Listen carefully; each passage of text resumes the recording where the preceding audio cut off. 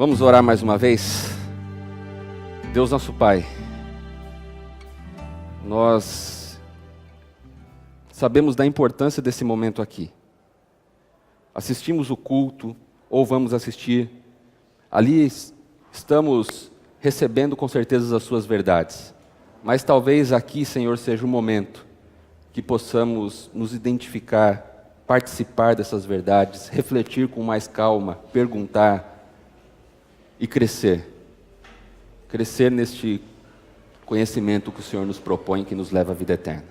O Senhor abençoe-nos aqui, em nome de Cristo Jesus. Amém. Começamos então, uma nova jornada. Nova lição, estudo de Gálatas. E por que essa nova lição? Eu quero já ressaltar, eu sei que vocês sabem, porque os comentaristas da lição da Escola Sabatina, quem? São vocês, não é? A classe 45? Ou não é essa, Lise? Isso, pelo menos eu vi pelo aplicativo da igreja que os novos comentaristas da lição da Escola Sabatina seriam justamente aqueles que participavam da classe do pastor Moisés. Eu creio que seja essa, né? Vocês estão fazendo-se desentendidos para não participar. Ah, vocês não sabiam? Desculpa. Então acho que essa informação vai ser passada depois oficialmente. Mas já se preparem. Paulo, por que estudar essa lição de Gálatas justamente nesse contexto? O que nós temos de importante neste ano a ser comemorado e celebrado? Vocês se lembram?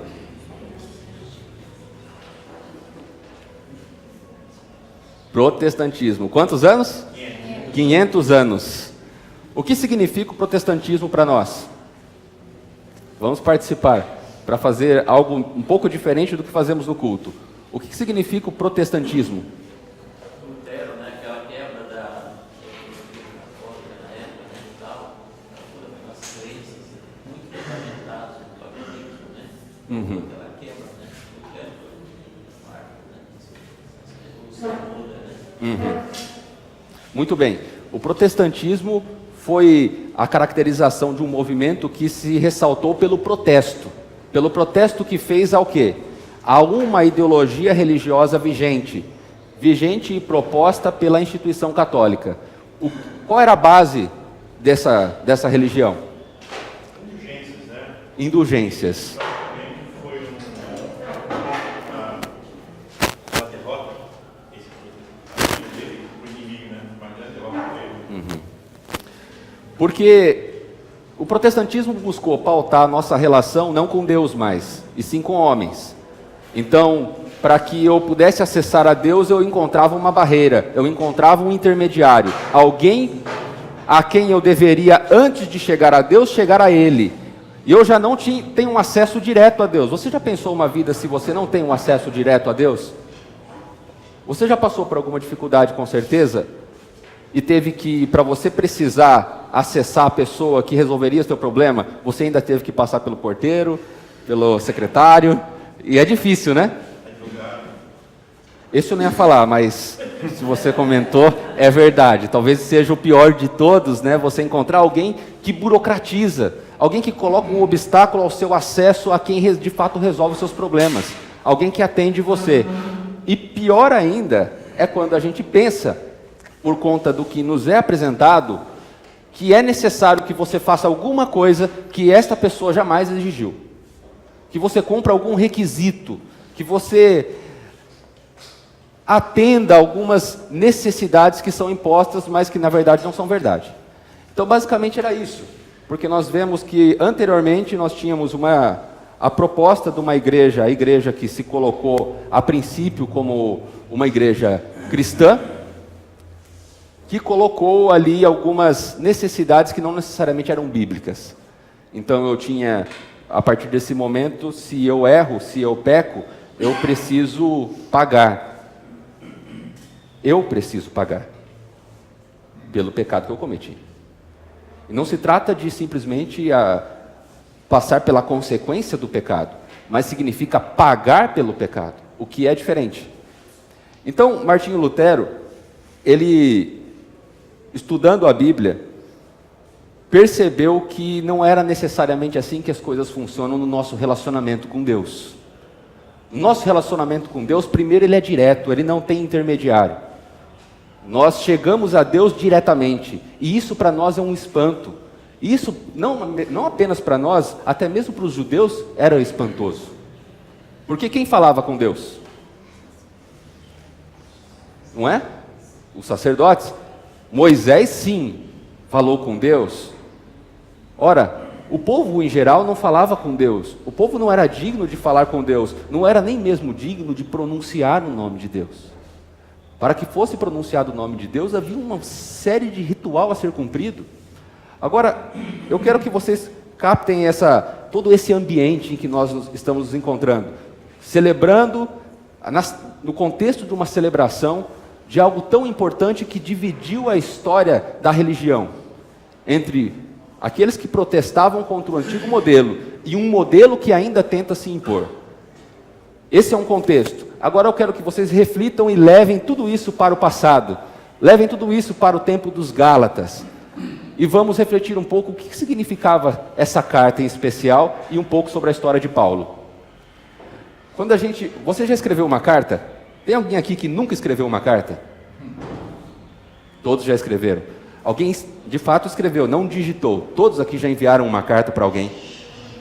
Vocês, quando escrevem uma carta, vocês escrevem uma carta para uma pessoa determinada, não é?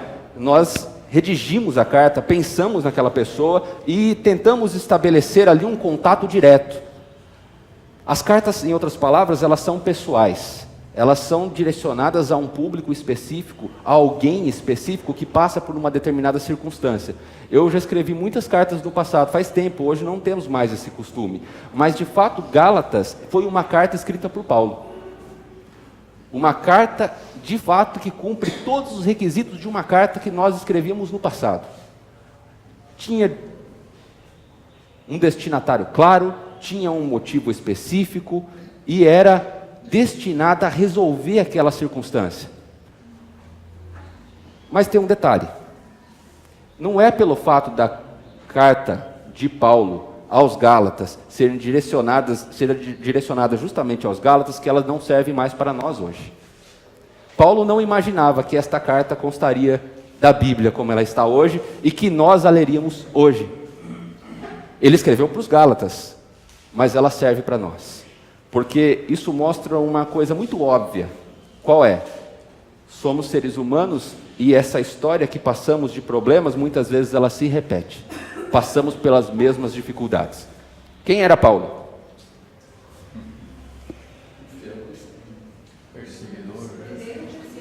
Perseguidor? Correto? Sincero.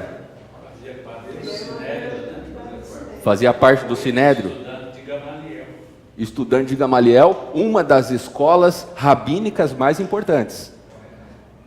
O que mais? Outra característica de Paulo. Um fariseu da casta mais rígida. E importante esclarecer, o que é que, talvez vocês falam, mas que história é essa de escola, de fariseu de casta rígida? Então quer dizer que tinha um fariseu que não era de uma casta rígida? Né? Existem essas perguntas. Vocês sabem que a base da religião judaica era fundamentada em um princípio básico importantíssimo. Qual é? A obediência à lei. A lei para os judeus tinha pelo menos algumas concepções. Uma delas, a lei é a Torá. A lei e os 10 mandamentos. Mas a lei também era o que eles chamavam de tradição oral. Vocês se lembram quando o povo retorna do cativeiro? Quando o povo retorna do cativeiro, o povo judeu do cativeiro babilônico, eles se reúnem. Eles se reúnem porque eles caem em si e veem que viver contrariamente à lei de Deus não funcionava, não dava certo. Aliás, eu não conheço ninguém, não só no passado quanto hoje, que virou as costas para Deus e a vida deu certo. Esse é um fato. E aquele povo chegou a essa consciência depois de muito cair. Sofreram diversas vezes. Em um momento eles se reuniram. Eles se reuniram numa assembleia solene. Vocês se lembram? Eu preguei sobre isso. E por um acaso a lição diz a respeito disso. Essa assembleia solene reuniu milhares de pessoas. Pensa num público grande. cerca de 25 mil pessoas, todos ali juntos, em uma manhã. É convocada essa assembleia, todos comparecem, e ali eles fazem um voto de que obedeceriam literalmente a lei de Deus. Mas daí surge uma pergunta que você deve ter também. Por exemplo,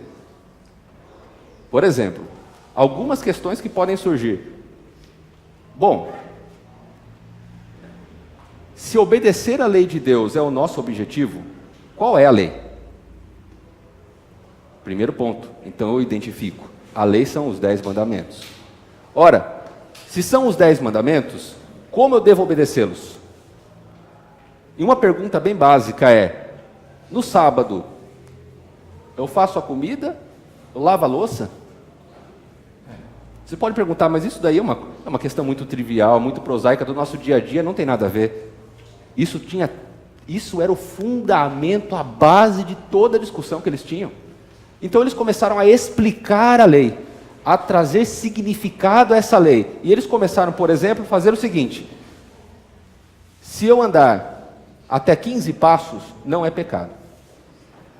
Se eu segurar uma determinada quantidade, uma quantidade de peso, que seja superior, por exemplo, a um figo seco, é pecado. Se eu escrever Vocês estão percebendo como muitas das nossas preocupações hoje parecem até pequenas, perto daquelas apresentadas, no sentido de serem muitas vezes, algumas das nossas referências, a gente pode pensar até que sejam um pouco ridículas algumas perguntas que nós temos. Mas eles tinham também. Eles, por exemplo, perguntavam: bom, eu posso escrever alguma coisa? Eu posso escrever uma carta no dia do sábado? E alguma dessas leis orais iria dizer o seguinte: você pode, desde que você escreva apenas uma palavra. Agora, se você for escrever, você pode talvez escrever uma palavra numa folha e uma outra palavra numa outra folha. Só que as duas palavras não podem ter um sentido de uma frase. Então vocês percebem a complexidade? Que às vezes vocês podem chegar aqui e pensar: nossa, isso é um pouco complexo, como é que eu vou resolver isso? O fato é, eles queriam obedecer toda a lei, literalmente, estritamente, e milhares de ordenanças escritas foram realizadas para chegarem a esse ponto. A lei estava no coração desse povo. Eles iriam falar a lei, andando e pensando nessa lei. Este era esse povo. Aí nós temos alguém chamado Paulo. Paulo, ele fazia parte de uma escola, a escola Gamaliel. O que significava essas escolas? A escola, todo o mestre de uma escola, ele tinha um jugo, era chamado o jugo do rabino, o jugo do rabi. Esse jugo determinava a compreensão que ele tinha a respeito da lei. Então, por exemplo, teriam circunstâncias de que esta escola do Gamaliel permite, por exemplo, que eu ande 20 passos. E aquela outra escola do judeu, por exemplo, Shammai, permite que eu ande simplesmente 5 passos. Ora, a que escola você pertence? Alguém questionaria alguém que estaria andando, por exemplo, na rua aos sábados. Se você pertence à escola de Shammai, você está em pecado. Se você pertence à escola de Gamaliel, você andou quantos passos? Então você pode. Vocês estão percebendo o que soa isso?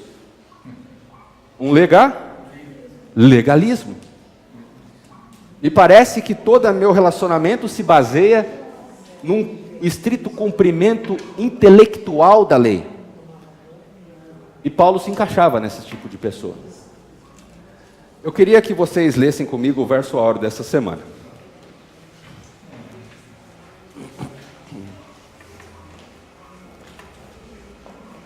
Quanto tempo nós temos? Começa às 11. Tá, então nós podemos ir até 12:30, né? Ouvindo isso, não apresentaram mais objeções e louvaram a Deus dizendo: então Deus concedeu arrependimento para a vida, até mesmo aos gentios. Atos 11:18. Tem uma pergunta aqui dessa lição que eu gostaria de refletir com vocês.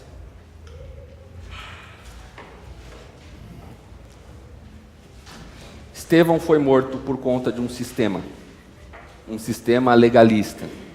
Estevão foi o que nós chamamos de primeiro mártir cristão.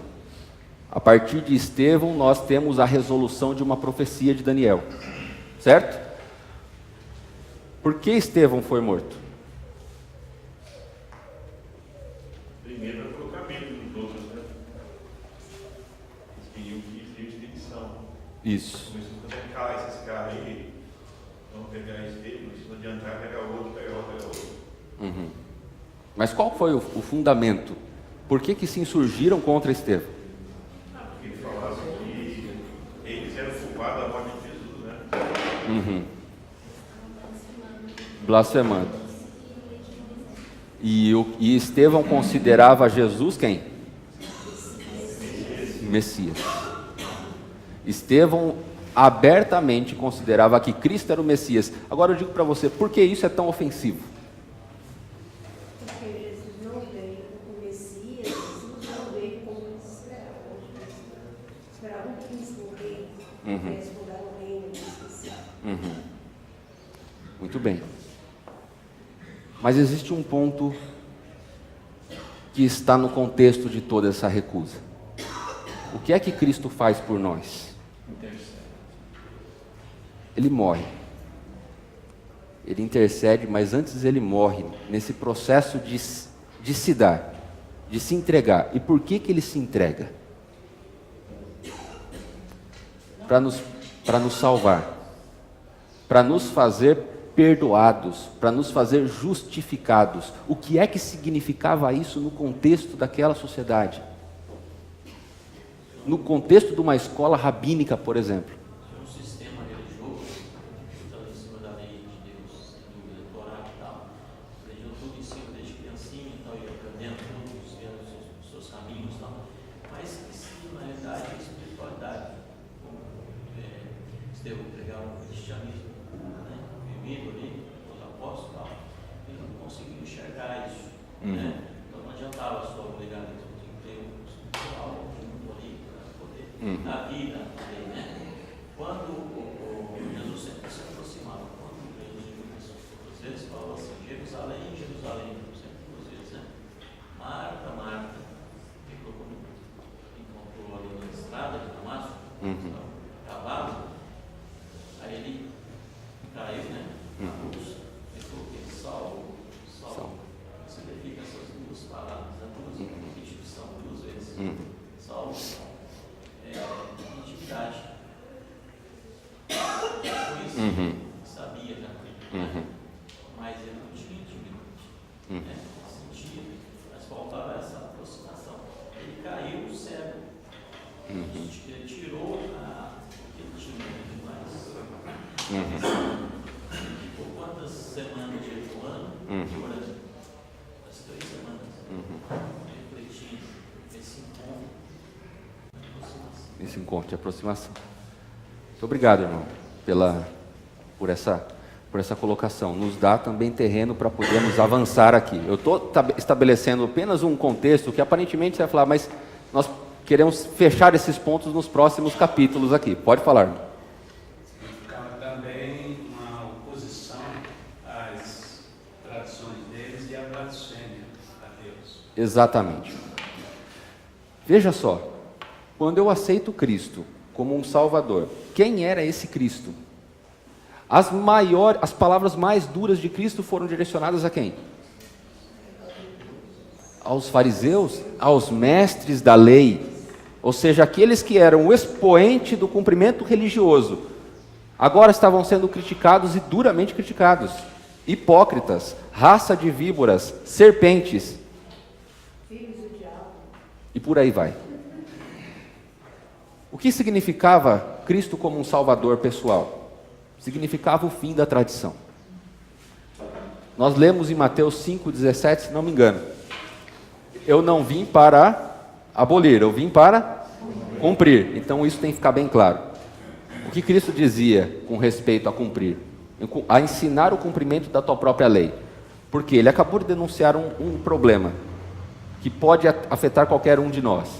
Quando nós queremos fazer a coisa certa, fazendo a coisa errada.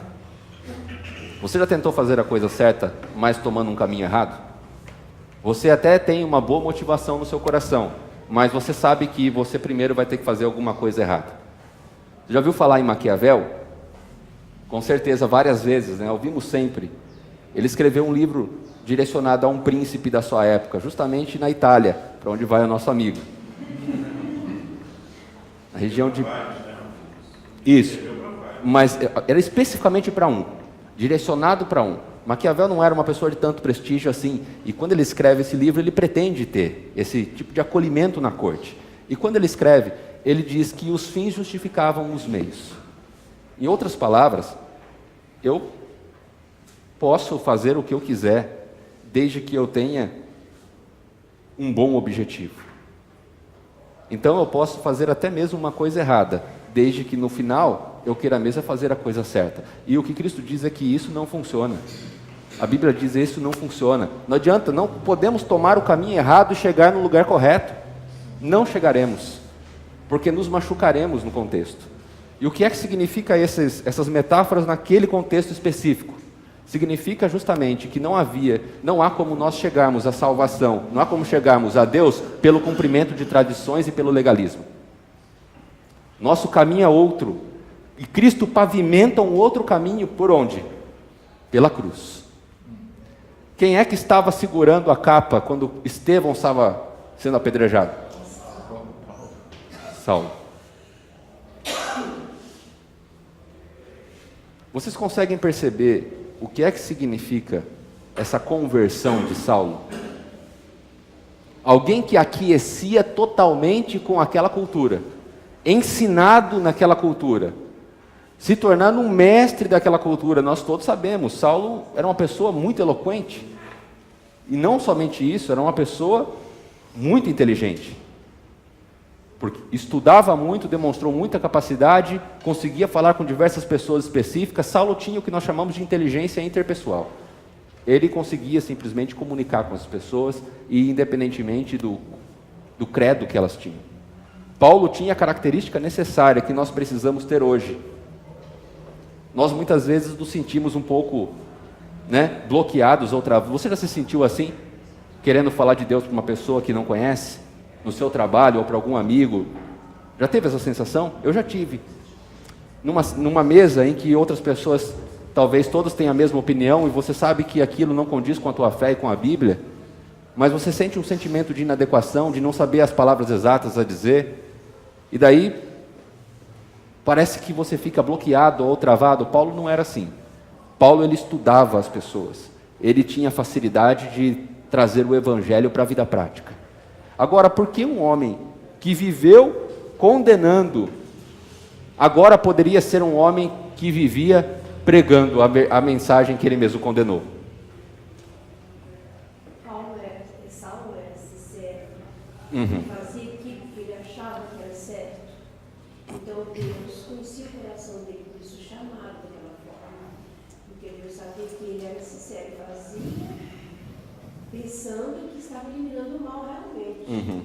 As pessoas que tinham que ser eliminadas. E ele era sincero. Paulo, para ele chegar nesse ponto, teve que acontecer alguma coisa com ele. O irmão já mencionou. O que aconteceu? Caiu do cavalo. Eu acho que aí nós já entendemos um pouco o significado dessa expressão para nós, né? Ela é tão clara. Talvez para nós... Oi, pastor.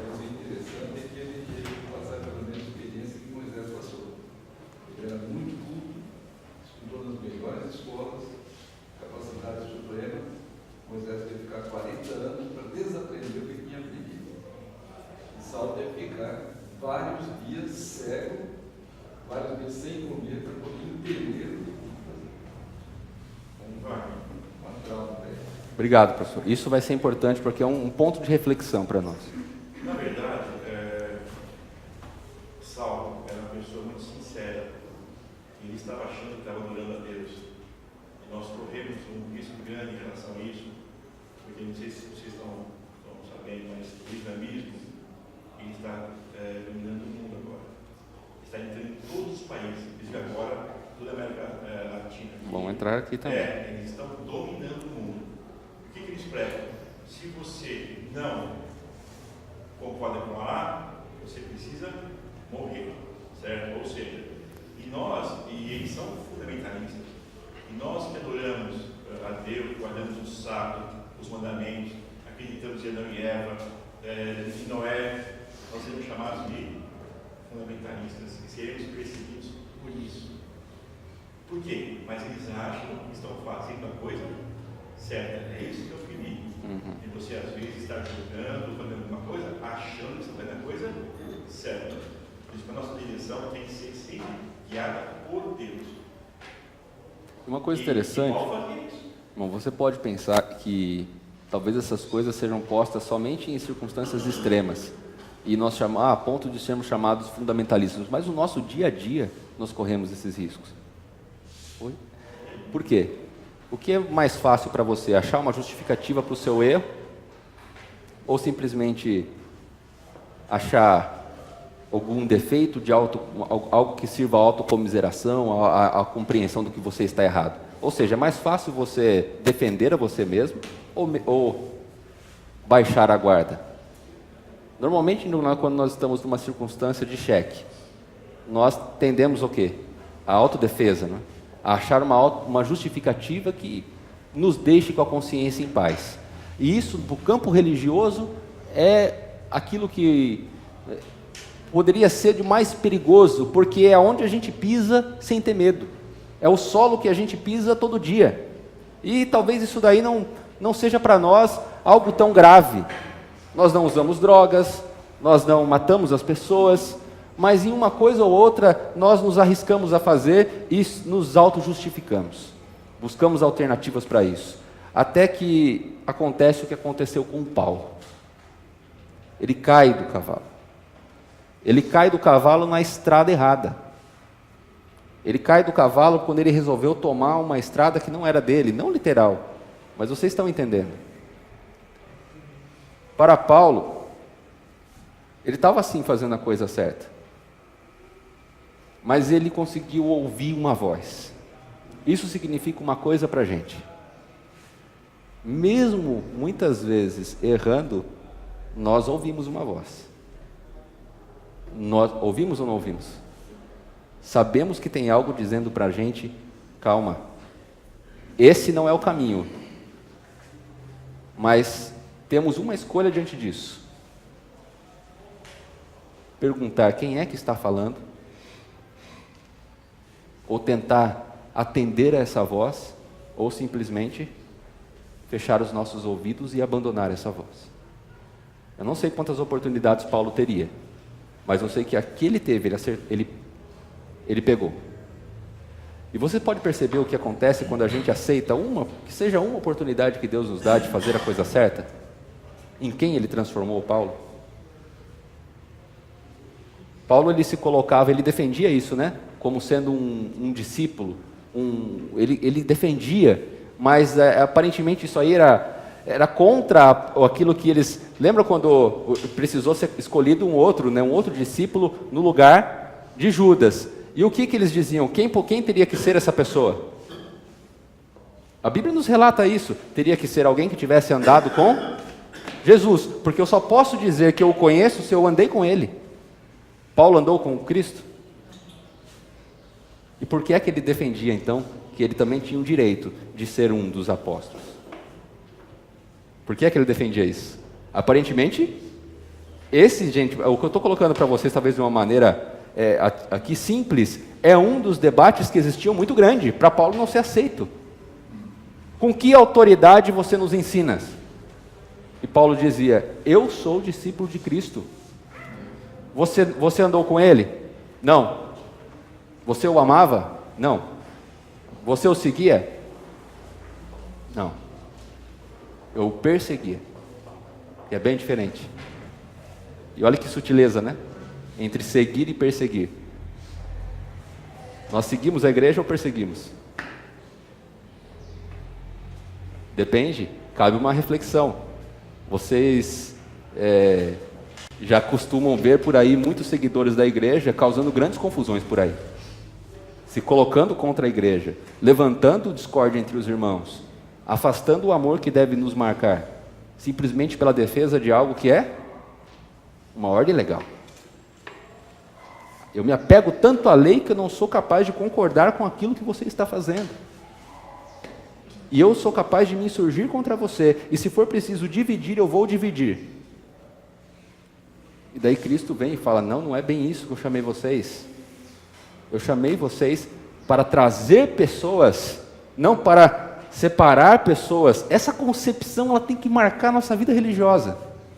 Nós somos chamados para chamar as pessoas para o nosso ambiente, para influenciar as pessoas, mudar a vida das pessoas, mesmo aquelas que estejam erradas.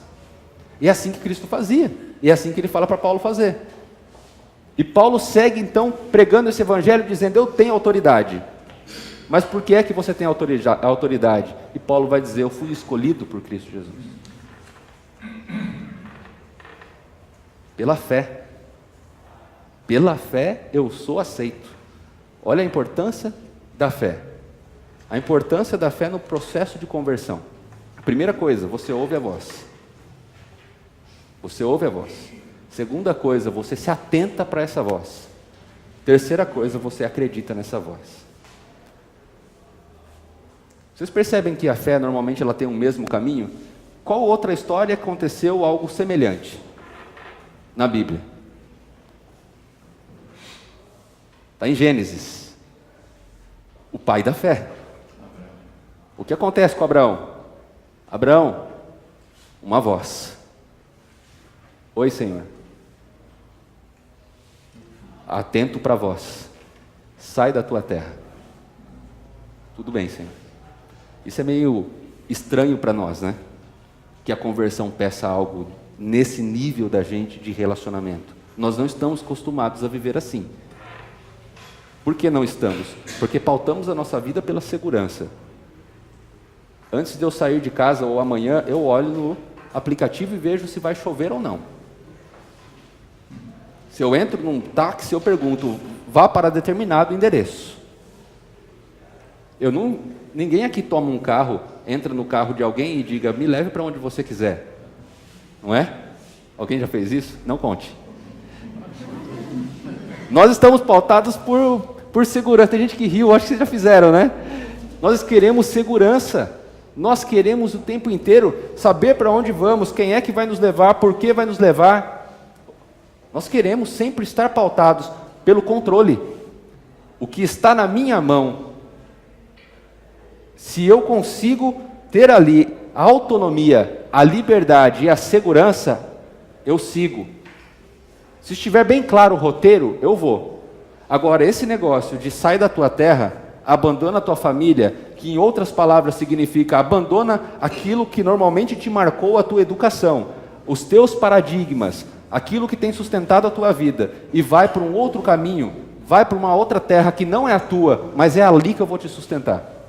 É quando você deixar de ser autossuficiente para um terreno onde Deus é suficiente para você. Irmão, o senhor levantou a mão? Enquanto isso...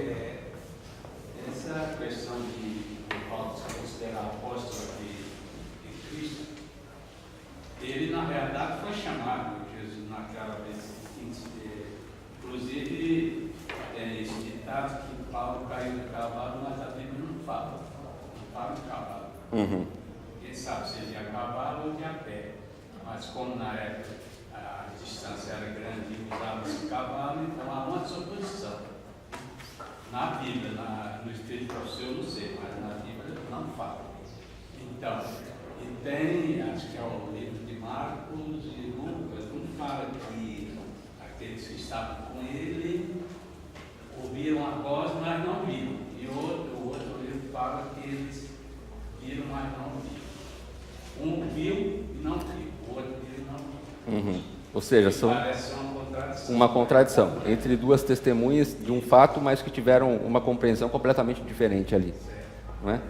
A verdade é que Jesus falou na linguagem erudita, com Paulo, o hebraico, e os soldados falavam o aramaico. Uhum. Então eles ouviram A voz no sentido de escutar um idioma, porém não compreensível, enquanto a mensagem era exclusivamente direcionada a Paulo. Mais uma lição que nós podemos tirar daí, né? Que talvez...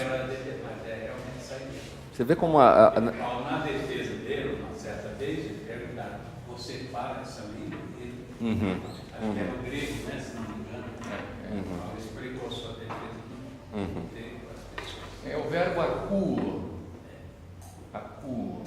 Eles ouviram som, mas não entenderam o a significado. linguagem. É interessante, né? E a lição que eu dizia é que pode acontecer isso conosco também. Nós ouvimos as mesmas coisas, mas temos um entendimento absolutamente diverso delas. Eu não sei se alguém aqui já tenha passado por uma experiência assim, que você não consegue entender por que é que a pessoa não aceita aquilo que você aceitou. Vocês ouviram as mesmas coisas, foram expostos ao mesmo Deus, mas aquela pessoa simplesmente ela não compreendeu como você compreendeu. A mesma palavra foi dita, não é? Mas simplesmente não alcançou. Porque muitas vezes essa mensagem ela é tão pessoal, né? Ela chega ao nosso coração do jeito que só a gente entende. São alguns pontos. Eu escrevi um texto sobre Paulo, justamente sobre a conversão de Paulo, no ano de 2014, num comentário da lição da Escola Sabatina. E ali eu já havia feito um estudo sobre a compreensão de Paulo com respeito à sua sinagoga e para passar depois a sua compreensão com respeito à igreja. Porque nós sabemos que os cristãos começaram a ser chamados cristãos onde? Isso. E vocês veem que a conversão de Paulo com o chamado dos cristãos, ela está muito... São fatos interligados. Paulo, enquanto Saulo, ele via na sinagoga o fim da própria religião. A sinagoga era o ponto alto de toda sua expressão espiritual. Então, se eu vou à sinagoga, eu estou cumprindo no meu mais elevado grau aquilo que eu entendo por ser um judeu. Quando Saulo se torna Paulo, ele vê na igreja como o fim da religião? A igreja é o fim da religião? A finalidade máxima da nossa religião? Qual é a maior expressão do nosso relacionamento com Deus hoje? Você pode dizer? O fato de virmos à igreja, ele representa essa maior expressão? O fato de nos reunirmos aqui, todos os sábados, é o ponto máximo da nossa vida religiosa? Faço essa pergunta para você. Intimidade com Deus. Pode ser que eu esteja aqui, mas não tenha qualquer intimidade com Deus.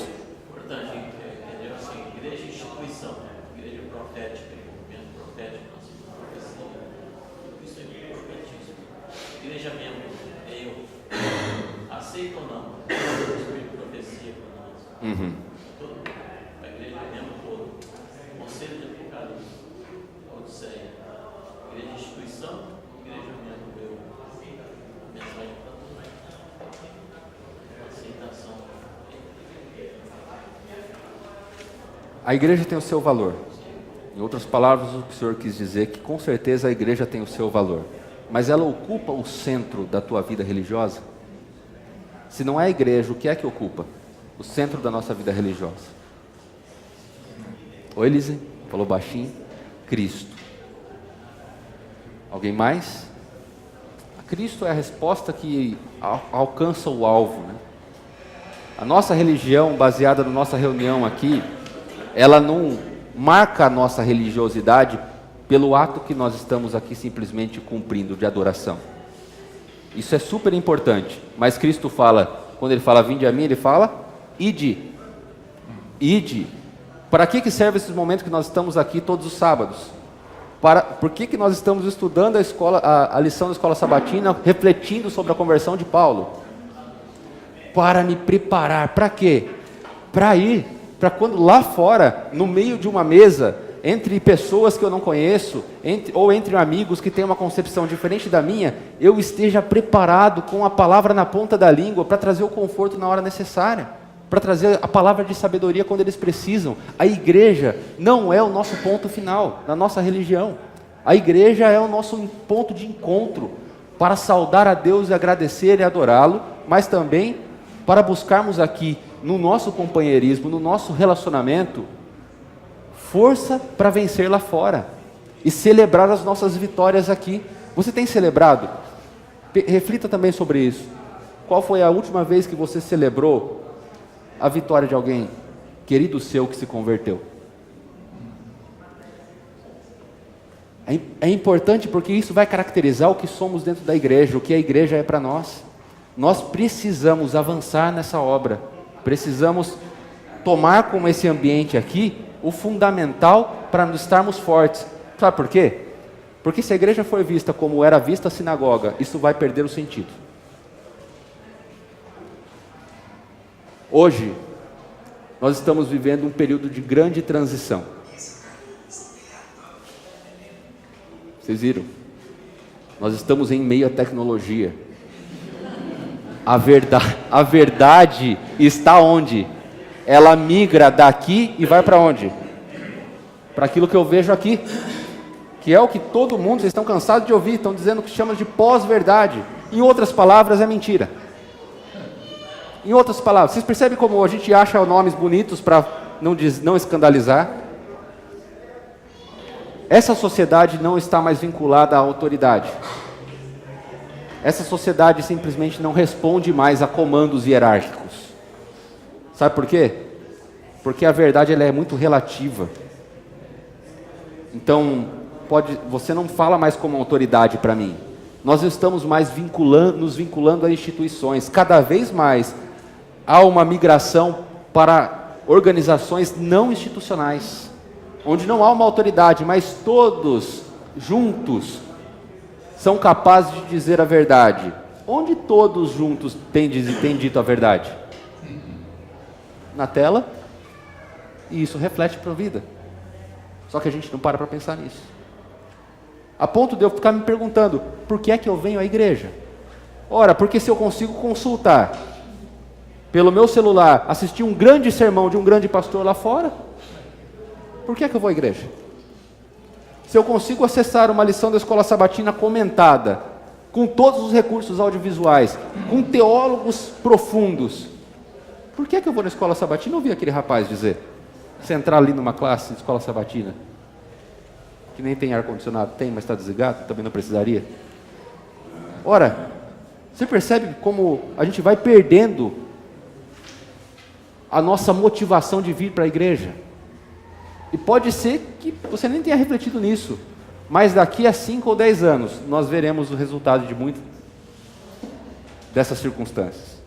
Há um momento de eu tenho um vazio e eu procuro alguma coisa, mas depois eu não sei por que mais estou aqui. Nós estamos aqui justamente para fazer o que Paulo acreditava que seria a igreja. A igreja é o lugar de celebração, de nos mantermos fortes e unidos. E a partir daqui, irmos buscar mais pessoas, para que também estejam conosco aqui, fortes e unidos, para assim nós podemos um dia ver Cristo Jesus voltar. Amém. Sabe, Paulo, quando ele era Saulo, ele tinha um motivo para matar. Ele tinha um motivo para perseguir, não é? Mas quando ele se torna Paulo, ele tem um motivo para e para morrer.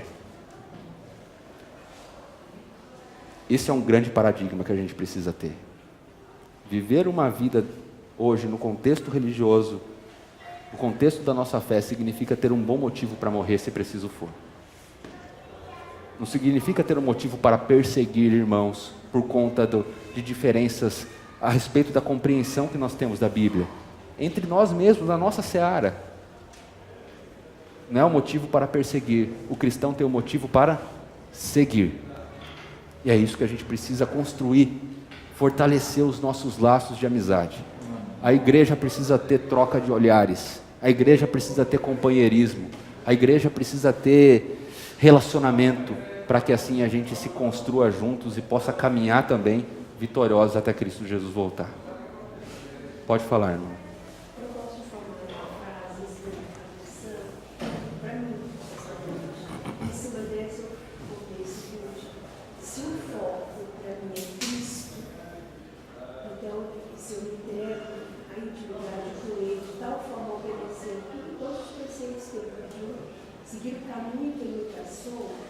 então me transformo em representante como Saulo transformou. Para representá-lo, isso que Saulo fez, ele passou a representar o Jesus que apareceu. Ele teve intimidade. Isso. Foi aí que a gente começa a se chamar do pequeno Cristo. Somos cristãos também.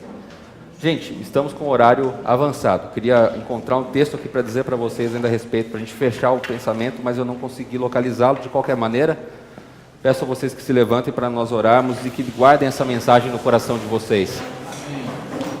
Deus nosso Pai, obrigado porque o Senhor nos chamou. Todos nós aqui ouvimos a sua voz. Cada um na sua experiência, na sua vida pessoal, tem ouvido o Espírito Santo chamar todos os dias. Dá-nos, ó Pai, a mesma lucidez que teve Saulo, e tornando-se Paulo. Para ouvir essa voz, aceitar esse caminho e seguir firmes, ó Pai, lado a lado, nessa luta que nós temos de pregar o Evangelho para ver Cristo Jesus voltar. Pai, nós temos fraquezas e dificuldades, nós temos pecados. A tentação fala alto ao nosso coração muitas vezes. Caímos. Mas nós estamos aqui hoje rogando para que o Senhor nos fortaleça para a próxima batalha. Para que amanhã ou hoje à tarde nós possamos ser vitoriosos sobre o pecado. E que seu Santo Espírito possa ser cada vez mais lúcido e claro ao nosso coração, causando essa conversão absoluta da vida, para nos fazer mais semelhantes a Cristo Jesus. Perdoa-nos, aceita-nos, salva-nos, guia-nos. Em nome de Cristo Jesus oramos, amém.